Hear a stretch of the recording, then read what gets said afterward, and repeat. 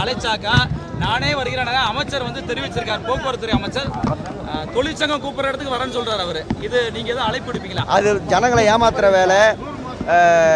போற பேச்சுவார்த்தைக்கு கூப்பிட வேண்டியது நிறுவனம், நிர்வாகம் தான். இந்த மாதிரி நீங்கள் ஏன் போராடுறீங்க வாங்கன்னு அவர் தான் இந்த நிறுவனத்தினுடைய அதிபர். சொல்ல போனால் அவர் தான் முதலாளி. அவர் தான் எங்களை கூப்பிடுவே தவிர நாங்கள் கூப்பிட்டா அவர் வர தயாருங்கிறது வந்து ஜனங்களை டைவெர்ட் பண்ணுற வேலை. நாங்கள் ஏதோ வராமல் இருக்கிற மாதிரி இது ரொம்ப மோசமான வேலை. இப்போ நான் இப்போ சொல்கிறேன் பகிரங்கமாக இங்கே எங்களை கூப்பிடுங்க, நாங்கள் வாரேன்னு சொல்கிறேன். கூப்பிடுங்க.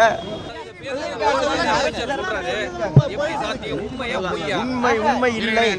நீங்க பல இடங்கள்ல தமிழ்நாடு முழுவதும் நீங்க வந்து பல பேருந்து நிலையங்கள்ல மத்தியில் பார்த்தீங்கன்னாக்கா பேருந்துகள் பாதி கூட பேருந்து நிலையங்கள்லேயே கிடையாது. மக்கள் வந்து மந்தையாக நிற்கிற காட்சி சென்னையிலும் நீங்கள் பார்க்கலாம், கோயம்பேட்டில் பார்க்கலாம், மற்றதில் பார்க்கலாம். உதாரணத்துக்கு சொல்லுகிறேன், விழுப்புரத்திற்கு ஓட வேண்டிய 219 சர்வீஸ் மற்றதில் இன்றைக்கி வந்து 100 சர்வீஸ் கூட அவங்களால ஓட்ட முடியல. இப்போ நீங்கள் கோயம்பேட்டை போய் பார்க்கலாம். இதான் நிலவரம். ஆகவே சென்னையில் வந்து ஒரு பஸ்ஸை எடுத்து அதையே 3 ரூட்டில் மாற்றி ஓட்டி காட்டி ஓடுவதாக படம் காட்டுகிறார். நீங்கள் உன்னிப்பாக கவனிச்சீங்கன்னா உங்களுக்கே அது தெரியும். சார், இப்போ உங்களோட அடுத்த கட்ட போராட்டம் இன்னைக்கு வந்து நீங்க முற்றுகை போராட்டத்தை பண்ணிட்டீங்க. அடுத்து உங்க போராட்டம் என்ன நிலை? நான் முடிவு எடுப்போம் சார். அதெல்லாம் அப்படிலாம் சொல்ல முடியாது. அது சமாதானம் கூடி பேசி முடிவு எடுப்போம்.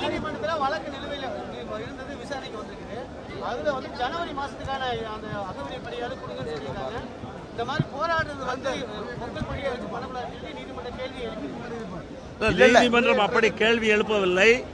நீதிமன்றம் அரசாங்கத்தை பார்த்துதான் கேள்வி கேட்கின்றது.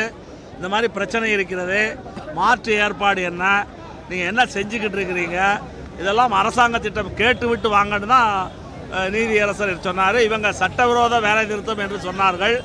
கோர்ட் என்ன சொல்லிச்சுன்னா அதை பற்றி விவாதிப்பதற்கு இந்த கோர்ட் கூடவில்லை, அது கன்சிலேஷன் ஆஃபீஸர்கிட்ட நடக்குது, அங்கே போய் பேசுங்க சட்டவிரோதமாக என்னங்கிறத, இங்கே அதையெல்லாம் பேசக்கூடாது என்று ஜட்ஜு சொல்லிட்டார்.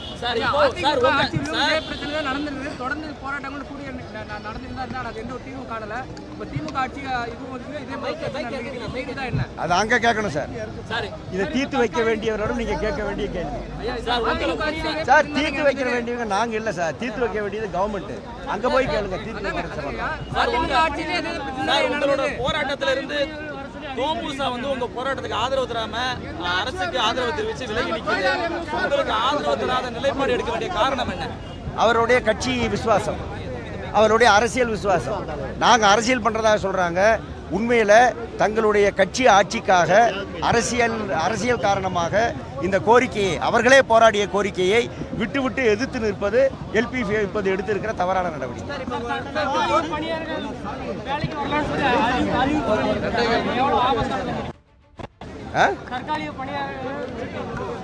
இந்த மிரட்டல் முழுவதும் நடக்கும். அதான் இப்போ நாங்கள் போகிறோம், எங்களை கைது பண்ண போகிறாங்க.